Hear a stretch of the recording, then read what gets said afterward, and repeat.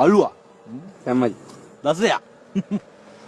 මේ සෑම්මයි හිටපින් දැකෙම්ම ජපන් මල්ලි මල් කෑල්ලෝගේ ජපන් කිය.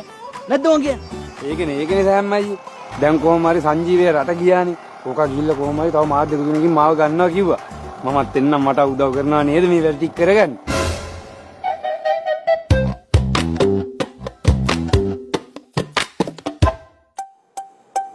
මොනවද මල්ලි කියන්නේ? ආයිති මල්ලි කෑල්ලෝගේ මේ ඒ සිද්ධාන්ත වලින් වැඩක් නැහැ. ජපන් ගිහපේ ගමලි ජපන් ගියා. හැබැයි අපි මේ කොළඹ ඇවිදලා සුපිරි ආතල්ලා සුපිරි සපක් දාන්නව දන්නවද? මොකෝ කියන්නේ? ක්ලබ් යන්න. ක්ලබ් යන්න බෑනේ. ක්ලබ් යන්න බෑ. ක්ලබ් නෙමෙයි මල්ලි. ක්ලබ් නෙමෙයි. වෙන සුපිරි ආතල් එකක්. සුපිරි සපක් දිනව මල්ලි මල් කෑල්ලෝ. මොකෝ කියන්නේ? මොකෝ කියන්නේ? යන්.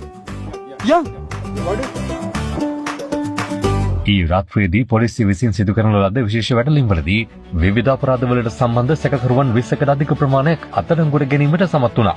එයින් කොට්ටාව මුතුමාවත ප්‍රදේශයේ කළ වැටලීමකදී කාන්තාවන් දෙදෙනෙකු සහ පිරිමින් තිදෙනෙකු අත්අඩංගුවට ගනු ලැබුවා. ඉන් දෙදෙනෙකු අලියාකෙලිය ගම ගම්මානයේ පදිංචිව සිටින අයයි. ඔවුන් නමින් කළුතිලකලාගේ කමල් නොහොත් කළුවවන අතර අනිත් පුද්ගලයා දසනායකලාගේ දස්කොන් නොහොත් දසයා වේ.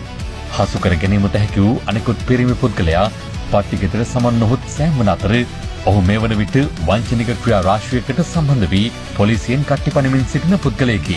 හසු කරගත් සියලුම දෙනා ඉදිරි මාස 5 වනදා උසාවියට ඉදිරිපත් කරන තුරු දින 7ක් රක්ෂිත බන්ධනාගාරගත කෙරේ.